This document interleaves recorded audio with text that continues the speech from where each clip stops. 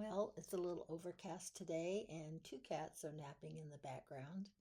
So I thought we'd try our hand at a little Italian. This is called The Mysterious Giant of Barletta, uh, an Italian folktale adapted and illustrated by Tomie DePaola. And if you're Italian, pardon my French. In the town of Barletta, in front of the church of San Sepolcro, stood a giant statue.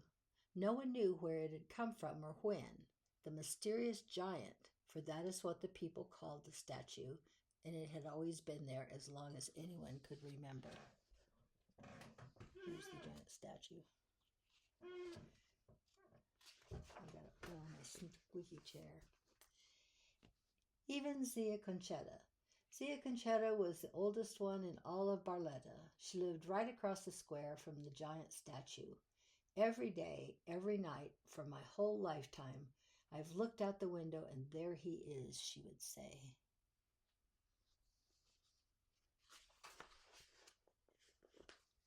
Good weather and bad, the mysterious giant stood there. The people of Barletta loved having the statue in their town.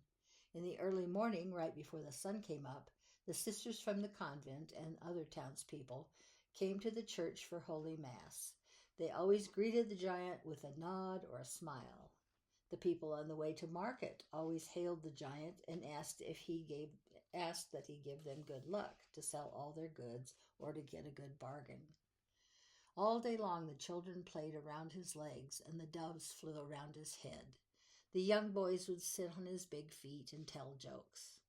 A little later, the older boys would sit on the giant's feet to watch the older girls walk by. And at night, lovers would steal kisses in the giant's shadow. Then the streets would be empty. Doves would settle on the giant's head and shoulders and arms and coo themselves to sleep. And Zia Conchetta would open her window and call, "Buona notte, Colosso." Good night, big one. This was the time the giant loved best. All was calm, all was still, and oh, what a peaceful life, the mysterious giant thought. But one day, this peaceful life was over.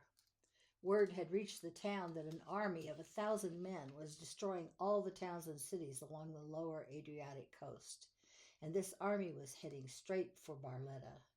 The townspeople ran through the streets in panic. No one in Barletta was ready for an army coming to destroy them.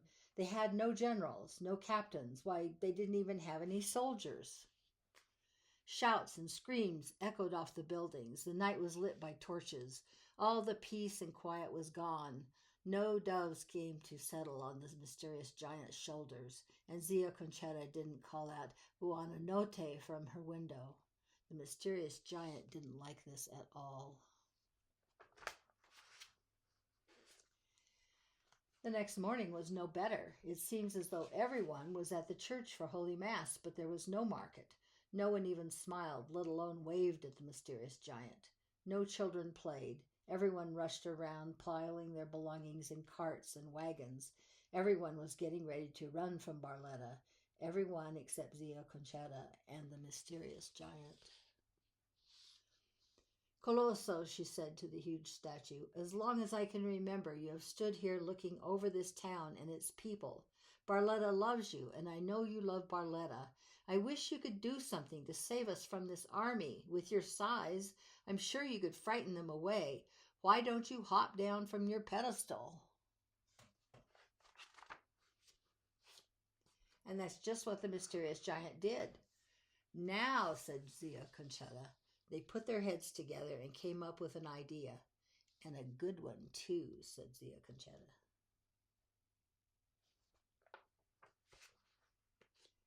The mysterious giant climbed back and stood still. "People of Barletta," Zia Conchetta called. "Come, quickly, great news. Un miracolo, a miracle. Our giant is going to save us. Come." The people of Barletta gathered around. "Friends," Zia Conchetta said, "our giant will go to meet this army himself. All you have to do is 3 things. First, bring me the biggest onion you can find.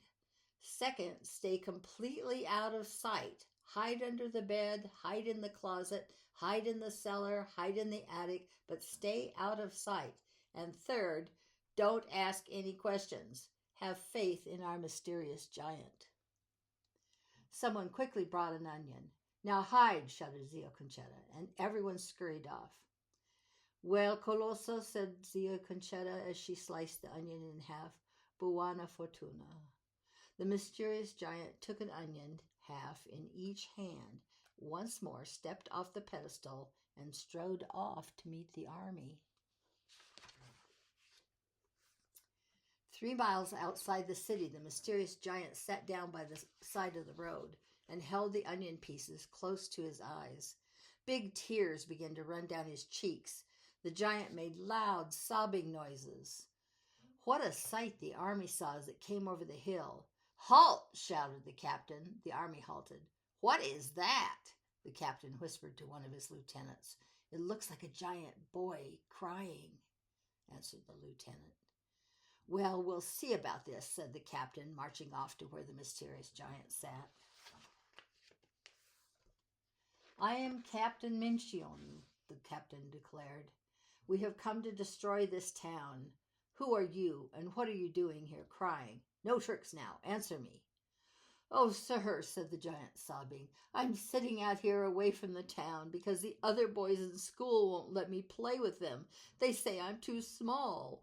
They pick on me all the time. They call me names like minuscolo and debole, tiny and weakling.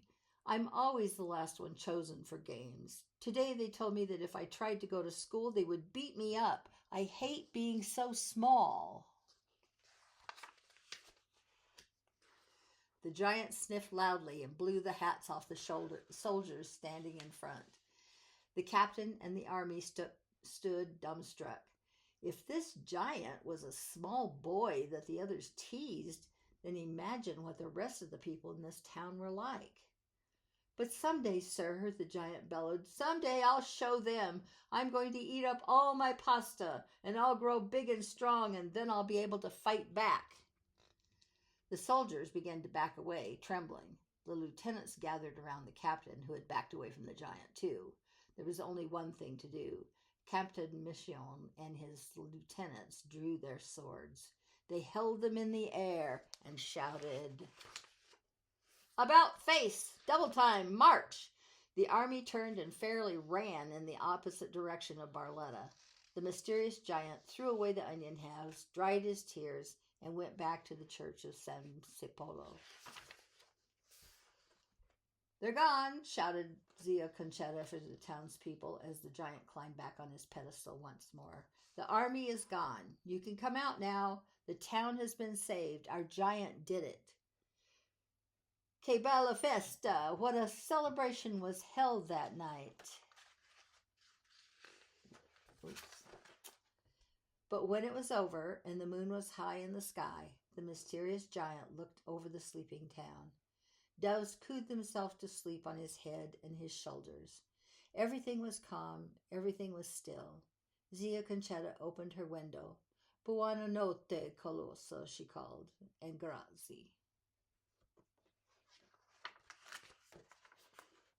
The end.